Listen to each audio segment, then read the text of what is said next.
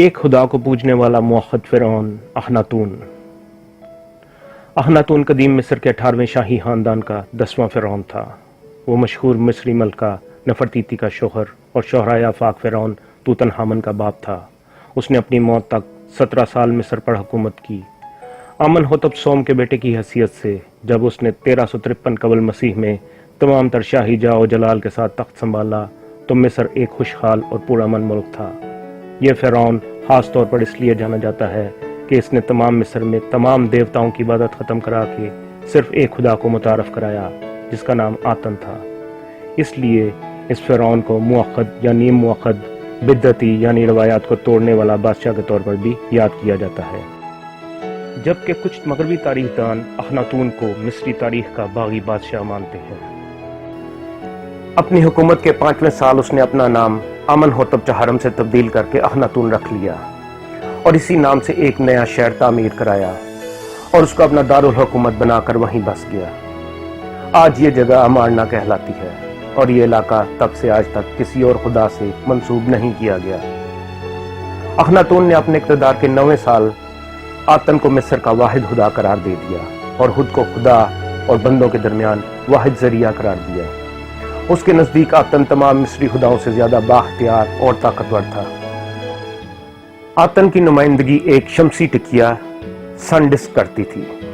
پہلے پہل اس کو سب سے نمایاں خدا بنایا گیا اور پھر آخرکار اس کو مصر کا واحد خدا قرار دیا گیا۔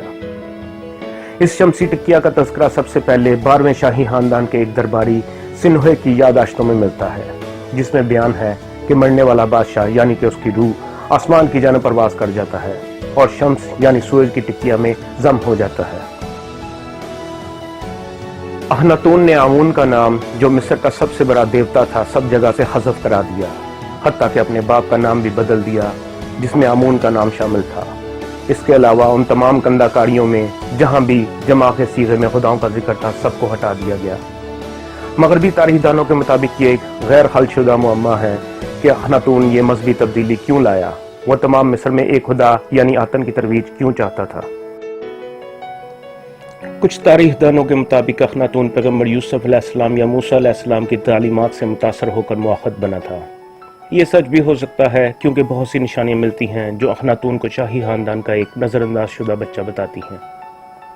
وہ آمن ہوتب سوم اور ملکہ تی جو عبرانی نسل تھی کی اولاد تھا۔ اس کی خاندان میں کوئی حیثیت نہیں تھی، اس کو کسی خاندانی تصویر میں شامل نہیں کیا جاتا تھا اور نہ ہی عوامی تقاریب میں ساتھ رکھا جاتا تھا۔ ایسے لگتا تھا کہ خدا آمون نے اس کو ٹھکرا دیا تھا، اس وجہ سے باقی دنیا بھی اس کی عزت نہیں کرتی تھی۔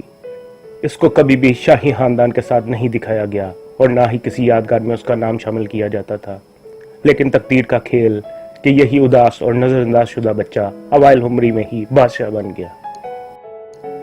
کیا اخناتون نے اس کا بدلہ تمام دیوتاؤں اور بالخصوص آمون دیوتا کو ٹھکرا کر لیا؟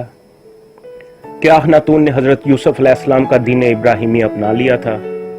کیا اس کے موحد بننے کے پیچھے پیغمبر وقت کی تعلیمات کا ہاتھ تھا؟ تاریخ سے ثابت ہے کہ ایسے لوگ بہت حساس ہوتے ہیں اور اپنے موجودہ نظام سے بغاوت کر کے کوئی ایسے کام کرتے ہیں کہ تاریخ میں لافانی ہو جائے۔ بہت ممکن ہے کہ اس نے واحد خدا والا اسرائیلی مذہب اپنا لیا ہو، شاید اس لیے مغربی تاریخ دان اس کو ہیریٹک یعنی بدعتی بادشاہ کہتے ہیں۔ ان کو منظور نہیں کہ اخناتون ایک موحد کے طور پر یاد کیا جائے۔ غور کرنے پر ایسا لگتا ہے جیسے آتن کی شمسی ٹکیا سن ڈسک کسی غائب خدا کی علامت ہے جس کا مقام اوپر آسمانوں میں ہے۔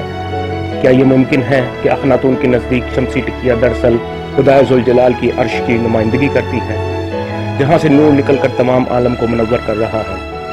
کھل کر اسرائیلی مذہب کو اپنانے کے بجائے شاید وہ اس طرح خدائے واحد کو مانتا ہو۔